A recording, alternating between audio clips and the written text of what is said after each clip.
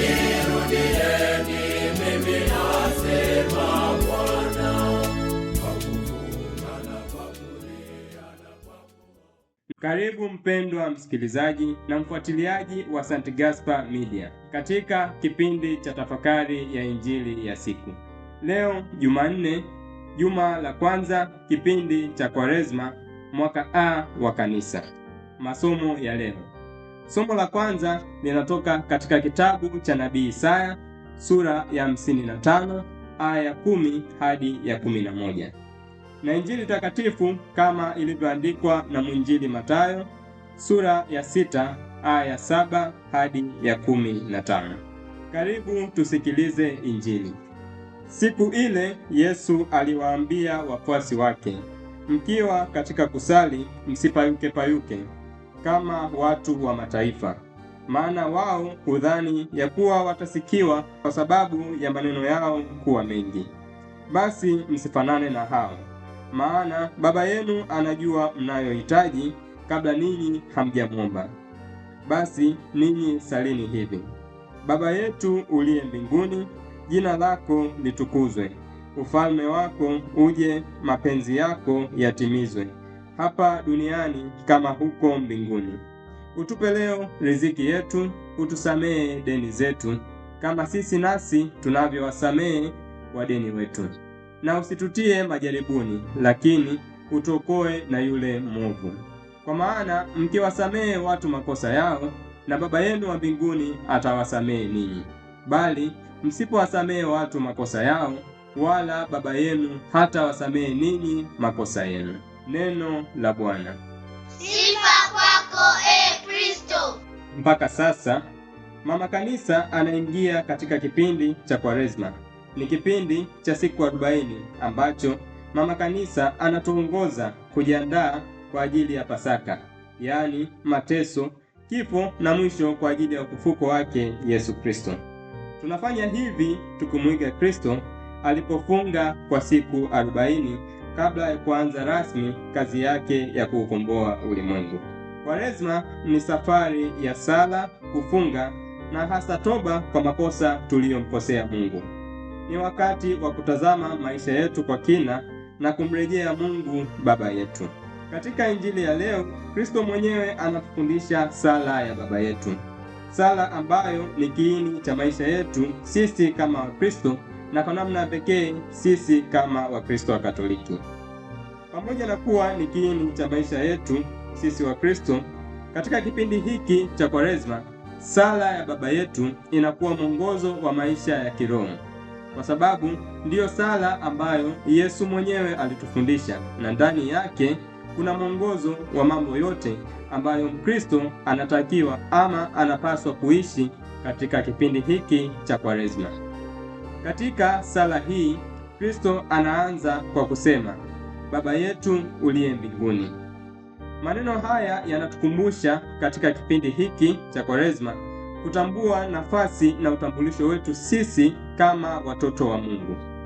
Kwaresma si tu kipindi cha kujinyima au kufunga, bali ni kipindi cha kurejesha uhusiano wetu sisi kama watoto pamoja na Mungu ambaye ni Baba yetu. Kwa kumtambua Mungu kama Baba, tunakubali kwamba tumetengwa naye kwa sababu ya dhambi zetu. Lakini bado Mungu kwa moyo wake wa huruma anatukaribisha turudi kwake kwa toba na unyenyekevu. Kwaresma inatufundisha unyenyekevu huo kwa kutambua udhaifu wetu na kuhitaji rehema ya Baba. Katika maneno, jina lako litukuzwe, Kristo anatukumbusha kuwa sisi kama Wakristo tunaitwa kuishi maisha ya utakatifu, haki na upendo, ili kwa matendo yetu jina la Mungu litukuzwe. Kwaresma basi inatualika kuacha maisha ya dhambi na kuanza maisha yanayomtukuza Mungu.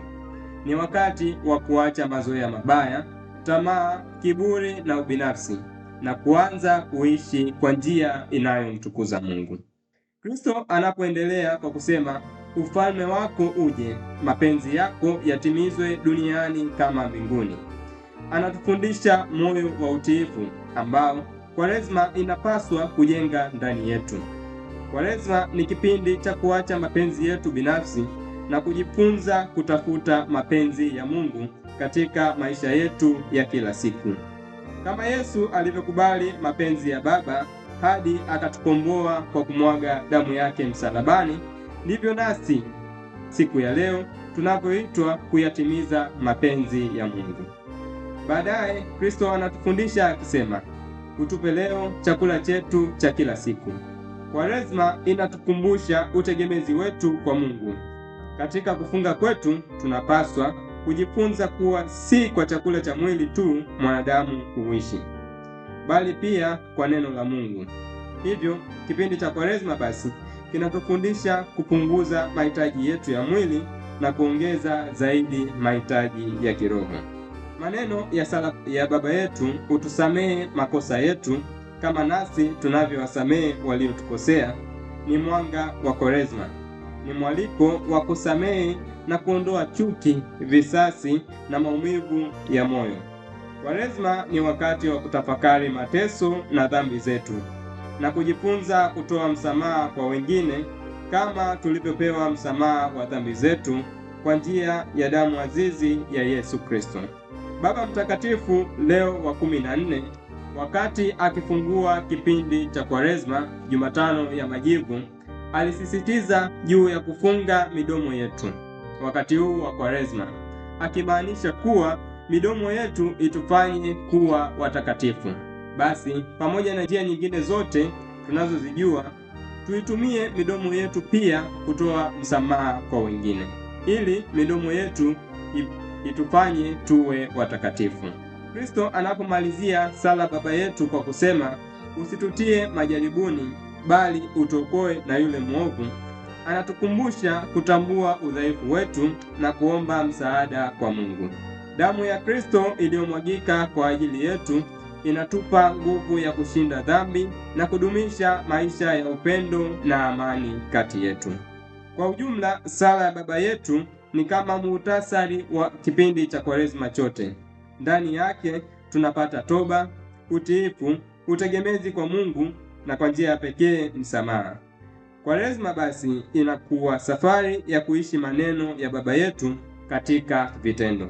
Tunaposali sala hii kwa moyo wa tafakari, tunageuza Kwaresma kuwa safari ya kubadilisha maisha yetu ya kiroho, ili tufike Pasaka tukiwa watu wapya waliokuwa katika imani, upendo na utakatifu. Na kushukuru kwa kutafakari pamoja nami injili ya leo. Niliyekuletea tafakari hii ni mimi Frateri Felgismi Agustine Olombi wa shirika la wamisionari wa damu takatifu ya Yesu kutoka seminari kuu ya Mtakatifu Gaspari del Bufalo, Kola, Morogoro. Itukuzwe damu ya Kristo! Milele amina.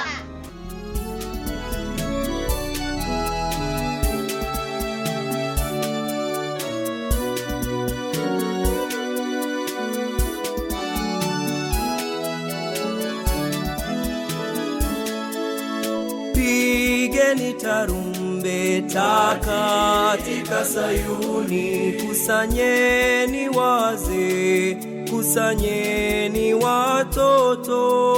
Nirudieni mimi asema